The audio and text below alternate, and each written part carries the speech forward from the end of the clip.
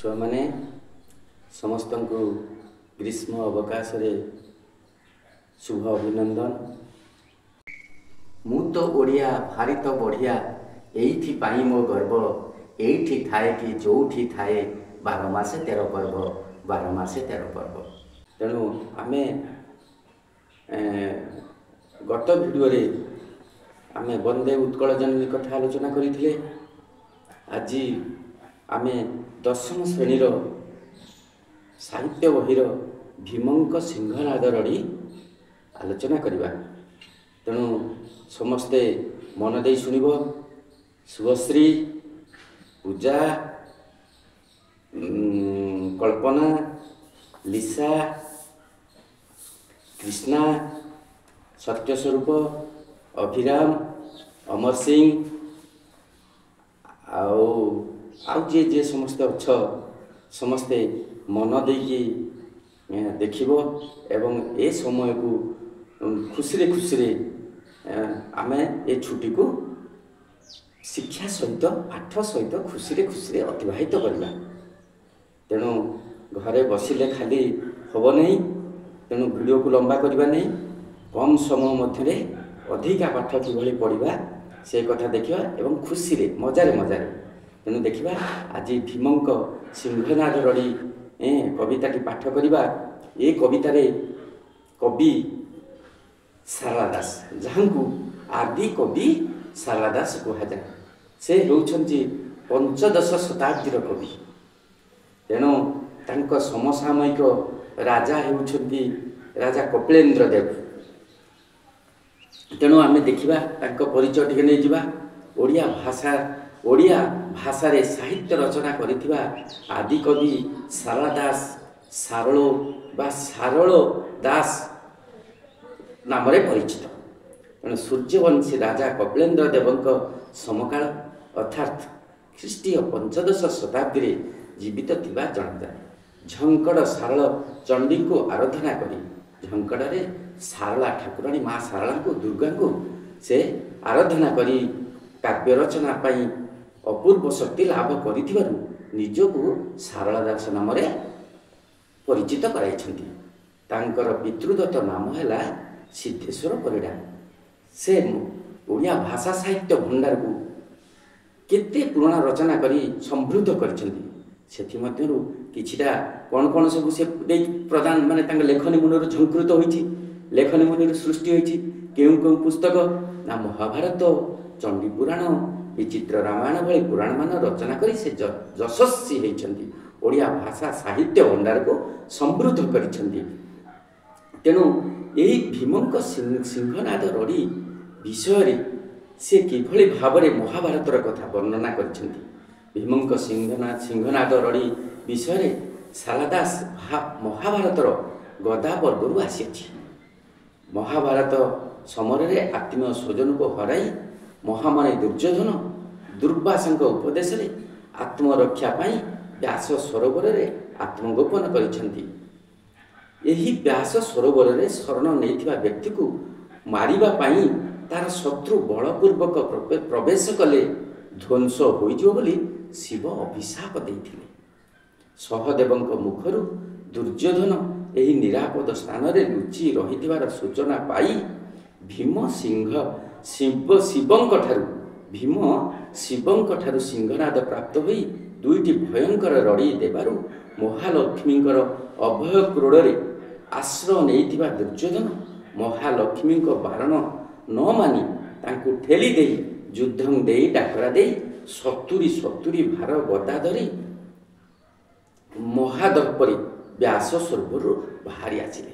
तेणु ये कथा को अति सुंदर भावरे मनोज्ञ भावरे सावलील भावरे सरस सुंदर भावरे आदि कवि सारला दास जे कि ओडिया भाषा साहित्यर भित्तिप्रस्तर स्थापन करिथिबा से युग पुरुष कौन कहले ना भीमंक सिंहनाद रड़ी कवितारे एठारे भीमंक द्वारा शिवंक ठारू सिंहनाद प्राप्ति ए कवितारे किभली भावरे भीम किभली भावरे शिवंक पाखरु सिंहनाद प्राप्त होइछंती ताहा वादन रे सौरमंडल रे भयंकर परिस्थिति जो सृष्टि होइछि महालक्ष्मीଙ୍କର ସାନ୍ତ୍ୱନାକୁ ଅଗ୍ରାହ୍ୟ କରି ଦୁର୍ଯ୍ୟୋଧନ ବିରୋଚିତ ସମ୍ମୁଖ ସମରକୁ ଆଗମନ विषय अति सुंदर भाव एथिरे से वर्णना करिसेंति।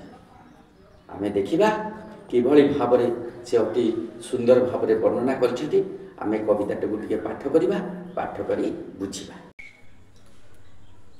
भीमंक सिंहनाद रड़ी आमे शारदा दासंकर से कविताटिକୁ टे पाठ करिबा।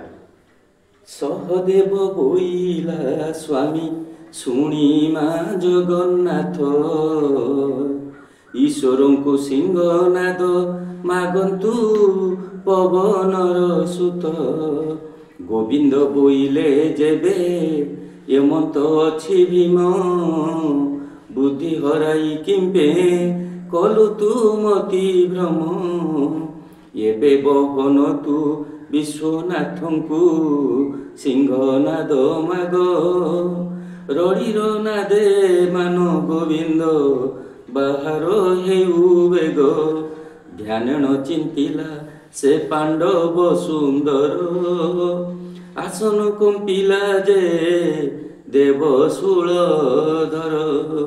केड़े सुंदर भावरे मनोज्ञ भावरे आदि कवि शारदा दास अति सुंदर भावरे वर्णना करुछंती। सहदेव बोइला स्वामी शुणिमा जगन्नाथ एठी जगन्नाथ भगवान नटपटलिया कांचमलिया कलाकान श्रीकृष्ण को कहुई। सहदेव कहिला स्वामी शुणिबा जगन्नाथ हे प्रभु श्रीकृष्ण को कहते हे प्रभु ईश्वर को सिंहनाथ मागंतु पवन सुत पवन सुत ये होती भीम तेणु भीम ईश्वर को सिंहनाद मागंतु तापर गोविंद बोइले जेबे एमंत अच्छी भीम तेणु गोविंद कहते भीम को चाहिए भीम एमती जदि किसी उपाय अच्छी पंथा अच्छी बाट अच्छी ताहले तुमे कहीं यथाशीघ्र तुम ईश्वर कतु प्राप्त हुआ सिंहनाद बुद्धि हराई किंपे कलु तू मति भ्रम जदि यही भाया उपाय अच्छे तू बुद्धि हरई पागला भाया कहीं होचु मति भ्रम कहीं करुचु तेणु शीघ्र यथाशीघ्र तू ईश्वर पाखर सिंहनाद को प्राप्त हो एबे बहन तू विश्वनाथ को सिंहनाद माग एबे सांगे सांगे तुम्हें कौन कर ना विश्वनाथ ये किए ना शिव तेणु शिव को कौन ना माग तुम्हें शीघ्र शीघ्र एबे तुम्हें सिंहनाद शिव पाखर मागिक आण रड़ीर नादे मान गोविंद बाहर बेग तुम्हें रड़ी एटी से सिंहनाद को वादन कर सिंहनादर शब्दरी शीघ्र मान गोविंद ये किए ना दुर्योधन को कहुई। दुर्योधन शीघ्र शीघ्र से कौन ना से जो गोपन रही तेणु शीघ्र से बाहरी पड़ू तेणु केटे सुंदर भाव से कहते व्यास सरोवर शीघ्र भाव से जो लुचिक रही आत्मगोपन कर रही से बाहरी आसू तापर कौन कहते ध्यान चिंतिला से पांडव सुंदर से ध्यान कले जोगरे बसिले भगवान को आराधना कले शिव को डाकिले डाकिकी कौन कले केमी डाकुचंती दिव्य कुंडल हार मुचल मस्तक जल लोलित गाढ़ कुंतल नेत्र मुचल चंद्र शीतल भाषित हस्त निर्मल दंड त्रिशूल बाल कोमल धारित हे शिवापति पार्वती पति त्राहिमं भव सागरं त्राहिमं भव सागरं ईश्वर को आराधना कले प्रार्थना कले आकुल निवेदन कले यही समय कौन ना आसन कंपिला जे देव शूलधर ये शूलधर होती शिव शिवंकर भीमंकर आकुल निवेदन प्रार्थना आसन कंपी उठिला थरी उठिला तापर कौन कले आम देखा ना तापर से ध्यान जानिले से देव पशुपति ईश्वर बोइले देवी शुण गो पार्वती आम्भंत सिंहनाद मागुअछि वीर भीमा तुम्भ विचार को किस जोगाई गौमा पार्वती बोइले भीम सेन आंभ उपगारी बेले बेले पांडवे आंभ कपिलास की उद्धारी सत्य मनाई देव जे त्रिपुरारी पार्वती बोइले सिंहनाद दियो शिवहन पांडवंक हेतु तुम्भे व्रती अछ त्रिलोचन संकट काले तुम्भंत उधारीन पुण दियोसी सिंहनाद प्रसन्न बोदेण ଅତି ସୁନ୍ଦର ଭାବରେ ଏଠି କ'ଣ କହୁଛନ୍ତି ନା ଧ୍ୟାନେନ ଜାଣିଲେ ସେ ଦେବ ପଶୁପତି। ଭୀମଙ୍କର ଆକୁଳ ନିବେଦନରେ ପ୍ରାର୍ଥନାରେ ଶିବଙ୍କର ଆସନ କମ୍ପି ଉଠିଲା, ଥରି ଉଠିଲା। ଈଶ୍ୱର ବୋଇଲେ ଦେବୀ ଶୁଣ ଗୋ ପାର୍ବତୀ। ଯେତେବେଳେ ଆମ ନିତିଦିନିଆ କଥା, ଘର ସଂସାରର କଥା, ଆମ ଘରକୁ ଯଦି କିଏ ଗୋଟେ ଜିନିଷ ମାଗିବାକୁ ଆସିଥାଏ ଆମେ କ'ଣ ମନେ ମନେ ଦେଇଦିଅନ୍ତି? ଘରେ ସାନ ଥିଲେ ପଚାରି, ବଡ଼ ଥିଲେ ବିଚାରି। ସେହି ହିସାବରେ ଘରେ ଯଦି ବାପାଙ୍କୁ ମାଗେ, ବାପା ମାଆକୁ ପଚାରିକି ଦେବେ। ଯଦି ମାଆକୁ ମାଗନ୍ତି କେହି, ମା ବାପାଙ୍କୁ ପଚାରିକି ଦେବ। ସେହିଭଳି ଭାବରେ ଏଠି ଈଶ୍ୱରଙ୍କୁ ଯେତେବେଳେ କିଏ ମାଗୁଛନ୍ତି ନା ଭୀମସେନ ମାଗୁଛନ୍ତି, ତୁମର ସିଂହନାଦଟି ମୋତେ ଟିକେ ଦିଅ। ତେଣୁ ଈଶ୍ୱର କ'ଣ କରୁଛନ୍ତି ନା ଏଠି ମା ପାର୍ବତୀକି ପଚାରୁଛନ୍ତି। କହିଲେ କ'ଣ କହୁଛନ୍ତି ନା ଈଶ୍ୱର ବୋଇଲେ ଦେବୀ ଶୁଣ ଗୋ ପାର୍ବତୀ। ହେ ପାର୍ବତୀ, ତମେ ଟିକେ ଶୁଣ। ଆମ୍ଭନ୍ତ ସିଂହନାଦ ମାଗୁଅଛି ବୀର ଭୀମା। ବୀର ଭୀମ ଦ୍ୱିତୀୟ ପାଣ୍ଡବ ଭୀମ। ତେଣୁ ସିଏ ମୋତେ କ'ଣ ମାଗୁଛି ନା ମୋର ସିଂହନାଦକୁ ଟିକେ ମାଗୁଛି। ତୁମ ବିଚାରକୁ କିସ ଯୋଗାଇ ଗୋ ଉମା। ହେ ଉମା ଏଠି କିଏ? ମାତା ପାର୍ବତୀ।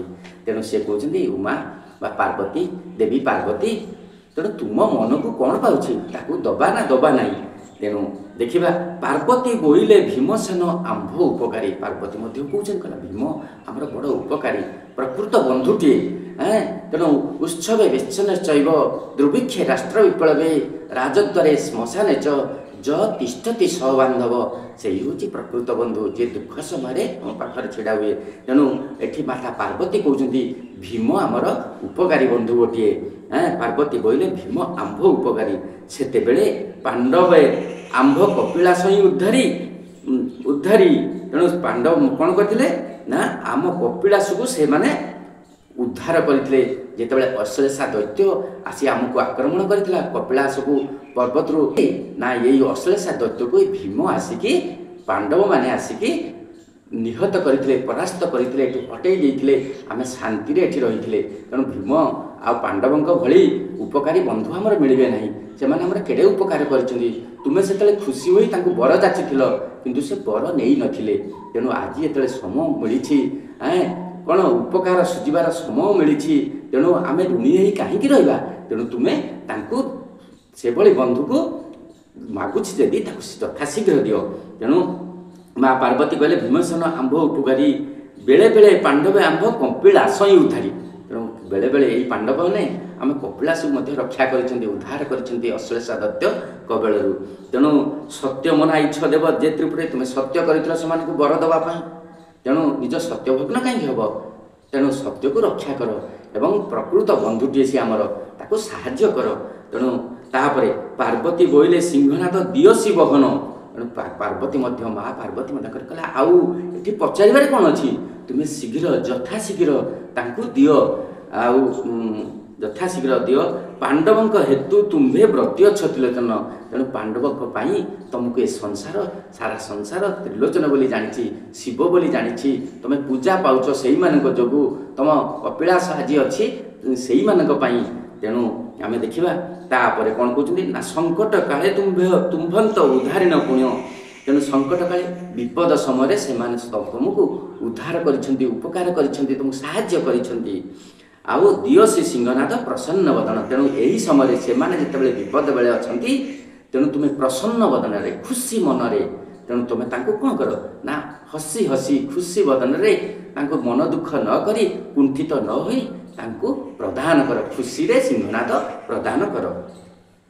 ତାପରେ କ'ଣ ହେଇଛି ନା ଘନ ଘନ ଆସନ କମ୍ପଇ ସଦାନନ୍ଦ, ଚିରିକୁଟିରୁ କାଢ଼ି ଦେଲେ ସେ ସିଂହନାଦ। ଈଶ୍ୱରେ ବୋଇଲେ ତୁ ବହନ ହୋଇ ଯିବୁ, ତିନି ଘାଣ୍ଟି ମାତ୍ରକ ଶବଦ ଭୀମସେନକୁ ସହିବୁ। ସିଂହନାଦ ଆସନ୍ତେ ପ୍ରସର ପବନ, ଶବଦେ କମ୍ପୁଅଛି ମୃତ୍ୟୁ ଯେ ଭୁବନ। କାଳାନଳ ଜାଣି ବିକାଶୀ ସିଂହନାଦ ଜ୍ୟୋତି, ଆଦିତ୍ୟଂ ସତେ ଗୁଣ ତେଜ ବିକଶନ୍ତି। କେଡ଼େ ସୁନ୍ଦର ଭାବରେ ଏଠି କବି ଆଦିକବି ଶାରଳା ଦାସ କେଡ଼େ ସୁନ୍ଦର ଭାବରେ, ମନୋଜ୍ଞ ଭାବରେ, ହୃଦୟସ୍ପର୍ଶୀ ଭାବରେ, ଅତି ସରଳ ଭାଷାରେ ପରିପ୍ରକାଶ କରୁଛନ୍ତି। କ'ଣ କହୁଛନ୍ତି ନା ଈଶ୍ୱର କିଭଳି ଭାବରେ କ'ଣ କଲେ ନା ଘନ ଘନ ଆସନ କମ୍ପଇ ସଦାନନ୍ଦ ଚିରିକୁଟୁ କାଢ଼ିଥିଲେ ସେ ସିଂହନାଦ। ଯେତେବେଳେ ଚିରିକୁଟି ମୁଣି ତାଙ୍କର ଯେଉଁଠି ରଖିଥିଲେ ସିଂହନାଦକୁ ସେଇଠୁ ଯେତେବେଳେ କାଢ଼ିଛନ୍ତି ତାଙ୍କ ଆସନ କ'ଣ ହେଉଛି ନା କାହାର ନା ଭୀମଙ୍କର ଆକୁଳ ନିବେଦନରେ ତାଙ୍କ ଆସନ କମ୍ପି ଉଠୁଛି ଏବଂ ସିଏ କ'ଣ କଲେ ନା ତାଙ୍କ ଚିରିକୁଟିରୁ ତାଙ୍କ ମୁଡ଼ିରୁ ସିଂହନାଦକୁ ବାହାର କଲେ। ମାତା ପାର୍ବତୀ ଯେତେବେଳେ କହିଲେ ତୁମେ ତାଙ୍କୁ ଯଥାଶୀଘ୍ର ଦିଅ, ସେ ଆମର ପ୍ରକୃତ ବନ୍ଧୁ ଉପକାରୀ ବନ୍ଧୁ, ସେତେବେଳେ ସେ କ'ଣ କଲେ ନା ତାଙ୍କ ମୁଡ଼ିରୁ ଖୋଲିକି ସିଂହନାଦ କ'ଣ କଲେ, ଈଶ୍ୱର ବୋଇଲେ ତୁ ବହନ ହୋଇଯିବୁ। ଈଶ୍ୱର କାହା କହୁଛନ୍ତି ନା ସିଂହନାଦ କଲେ ତୁ ଯିବୁ, ଯଥାଶୀଘ୍ର ଯିବୁ। ତିନି ଗାନ୍ଧି ମାତ୍ରକ ଶବଦ ଭୀମସେନକୁ ସହିବୁ। ତିନି ଥର କ'ଣ କରିବୁ ନା ଭୀମସେନକୁ ତୋର ଶବ୍ଦ ସହିବୁ। ତାପରେ ସିଂହନାଦ ଆସନ୍ତେ ପ୍ରସର ପବନ। ତେଣୁ ସିଂହନାଦ ସେଠୁ ଯେତେବେଳେ ଆସିଛି ପ୍ରସର ପବନ ପ୍ରଖର ଭାବରେ ପବନ ହୋଇଛି, ଘୋର ଘୋର ନାଦ କରିକି ପବନ ସାଇଁ ସାଇଁ ପବନରେ ବାହାରିଛି। ଶବଦେ କମ୍ପୁଛି ମୃତ୍ୟୁ ଯେ ଭୁବନ। ତେଣୁ ଶବ୍ଦରେ କମ୍ପି ଉଠିଛି ମୃତ୍ୟୁ ଭୁବନ। ଏ ପୃଥିବୀ ଲୋକ କ'ଣ କରୁଛି ନା ଯମଲୋକ ପୃଥିବୀ ଲୋକ ପୁରା କମ୍ପି ଉଠିଛି। ତେଣୁ ମୃତ୍ୟୁ ଭୁବନ ପୁରା କମ୍ପି ଉଠିଛି ତାର ପବନର ବେଗରେ ଶବ୍ଦରେ। ତାପରେ କ'ଣ ହେଉଛି କାଳା ନଳ ଜାଣି ବିକଶନ୍ତି ସିଂହନାଦ ଜ୍ୟୋତି। ତେଣୁ ଆଦିତ୍ୟୁ ସତେଗୁଣ ତେଜ ବିକାଶନ୍ତି। କାଳ ନଳ ଜାଣି ବିକାଶୀ ସିଂହନାଦ ଜ୍ୟୋତି। କାଳ ମାନେ ଭୟଙ୍କର ଜ୍ୟୋତି ଅଗ୍ନିପିଣ୍ଡୁଳା ଯାହାକି ବାହାରୁଛି କେଉଁଠୁ ନା ସତେଗୁଣ 100 ଗୁଣ ସୂର୍ଯ୍ୟଙ୍କର। ଗୋଟିଏ ସୂର୍ଯ୍ୟ ତ ଆମେ ସମ୍ଭାଳି ପାରୁନାହାନ୍ତି, ଏଇ ଯେଉଁ ଗ୍ରୀଷ୍ମ ଅବକାଶକୁ ସହି ପାରୁନାହାନ୍ତି। ସ୍କୁଲ ମାନେ କ'ଣ ଖରା ଛୁଟି ହେଇଯାଉଛି, ବିଦ୍ୟାଳୟ ଛୁଟି ହେଇଯାଉଛି। ଏଇଭଳି ଯଦି 100ଟି ସୂର୍ଯ୍ୟଙ୍କର ଜ୍ୟୋତି ବାହାରେ ତାହେଲେ ଏ ସଂସାର ରହିବ ତ, ଆମେ ରହିବା ତ। ତେଣୁ ସେଇଭଳି ପ୍ରଖର ଜ୍ୟୋତି ବାହାରୁଛି କାହା ଦେହ ନା ଏଇ ସିଂହନାଦ ଦେହରୁ। ଏଇଭଳି ଭାବରେ ସେ କ'ଣ ପ୍ରଖର ବେଗରେ ଗତି କରିକି ଆସୁଛି, ଆକାଶ ମାର୍ଗରେ ଆସୁଛି। ଏବଂ ଆସି କ'ଣ ହେଉଛି ନା ପାଣ୍ଡବ ସୁନ୍ଦର ଭୀମ ଧଇଲା ତାକରେ ତାହାକୁ। ପାଣ୍ଡବ ସୁନ୍ଦର କ'ଣ କେଉଁଠି ନା ଅନ୍ତରିକ୍ଷ ଆସି ପ୍ରବେଶ ହୋଇଲା ବ୍ୟାସ ସରୋବର ତୀରେ। ବ୍ୟାସ ସରୋବର ତୀରରେ ନିକଟରେ କୂଳରେ ଯେଉଁଠି ଭୀମସେନ କ'ଣ କରୁଛି ନା ଆକୁଳ ନିବେଦନ କରୁଛି ଈଶ୍ୱରଙ୍କୁ ସିଂହନାଦ ପାଇବା ପାଇଁ। ସେଠି ସେ ହାତରେ ଧଇଲା ଏବଂ ପାଣ୍ଡବ ସୁନ୍ଦର ଭୀମ ଧଇଲା ତାକରେ। ଯେତେବେଳେ ଆସିକି ସିଂହନାଦ ପହଞ୍ଚିଛି ତାକୁ କରେ ହାତରେ ଧଇଲା। ଆର କରେ ଆରେ ଆରେ ନିଶତ କିମ୍ପା ହେଉ ମାନ ଗୋବିନ୍ଦ। କରେ ଧରି ପାଣ୍ଡବ ତାହା ଚୁମ୍ବିଲା ସିଂହନାଦ। ତେଣୁ ହାତରେ ଧରିକି ସିଂହନାଦକୁ ଭୀମସେନ ତାକୁ ଚୁମ୍ବନ ଦେଲା। ତାକୁ କ'ଣ କଲା ମା ଖୁସି ହେଇଗଲା, ବହୁତ ଖୁସି ହେଇଗଲା। ତାକୁ ଧରିକି ଜାବୁଡ଼ି ଧଇଲା, ତାକୁ ମୁଖ ଲଗେଇକି ଚୁମ୍ବନ ଦେଲା ଏବଂ ଖୁସିରେ ଆଉ କହିଲା କ'ଣ କହିଲା, ଆରେ ଆରେ ନିଶତ କିମ୍ପା ହେଉ ମାନ ଗୋବିନ୍ଦ। ହେ ଦୁର୍ଯ୍ୟୋଧନ ବଳବୀର୍ଯ୍ୟହୀନ ଭୀରୁ କାପୁରୁଷ, ତୁ ଲୁଚି ରହିଛୁ ଯୁଦ୍ଧ ଭୟରେ। ତେଣୁ ଲୁଚି ରହିଛୁ ବାହାରିଆ। ମା କ୍ଷୀର ଯଦି ଖାଇଛୁ ଓଟାରି, ସାମନା ଯୁଦ୍ଧକୁ ଏବେ ଆସରେ ବାହାରି। ଭୀମସେନ ଡାକରା ଦେଉଛି କାହାକୁ ଦୁର୍ଯ୍ୟୋଧନକୁ। କହିଲା ଯଦି ପ୍ରକୃତରେ ମା କ୍ଷୀର ଖାଇଛୁ, ଲୁଚିଛୁ କ'ଣ ଭୀରୁ କାପୁରୁଷ ପରି ବ୍ୟାସ ସରୋବର ଭିତରେ ଲୁଚି ରହିଛୁ। ତେଣୁ ବାହାରିଆ ପଦାକୁ। ତେଣୁ ସେ କହୁଛି ମା କ୍ଷୀର ଦେବେ ଖାଇଛୁ ଓଟାରି, ସାମନା ଯୁଦ୍ଧକୁ ଏବେ ଆସରେ ବାହାରି। ଏଭଳି ଯୁଦ୍ଧ ଦେଇ ଡାକରା ଡାକୁଛି ଭୀମସେନ। ତେଣୁ ଆଜି ପାଇଁ ଆଜିର ଏହି ପାଠ୍ୟ କାର୍ଯ୍ୟକ୍ରମକୁ ଏଇଠି ରଖିବା। ଆଉ ଅବଶିଷ୍ଟ ପାଠ ଆମେ ଦ୍ୱିତୀୟ ଅଧ୍ୟାୟରେ ଦେଖିବା, କାରଣ ଭିଡ଼ିଓକୁ ଆମେ ଅପଲୋଡ଼ କରିପାରିବା ନାହିଁ, ଲମ୍ବା ହେଇଗଲେ। ତେଣୁ ତୁମ ପାଇଁ ଯଥାସମ୍ଭବ ଅଳ୍ପ ସମୟରେ ବହୁତ କିଛି ଶିଖିବା ପାଇଁ, ଅଳ୍ପ କଥାରେ ବେଶୀ ଜ୍ଞାନ ଲାଭ କରିବା ପାଇଁ ତୁମ ପାଇଁ এই ଛୋଟିଆ ଭିଡ଼ିଓଟି ତୁମମାନଙ୍କ ଆଶା କରେ ତୁମମାନଙ୍କ କାମରେ ଲାଗିବ। ତେଣୁ ଏ ଗ୍ରୀଷ୍ମ ଅବକାଶର ସମୟକୁ ସୁଚାରୁ ରୂପେ ତୁମେ ସମ୍ପାଦନ କରିବ। ତୁମ ମନକୁ ପାଇବ କି ନାହିଁ ତାହା ମୁଁ ଜାଣେ ନା, ତଥାପି ଯଥାସାଧ୍ୟ ମୁଁ ଚେଷ୍ଟା କରୁଛି। ଆଜି ପାଇଁ ଏତିକି। ଧନ୍ୟବାଦ ସମସ୍ତଙ୍କୁ।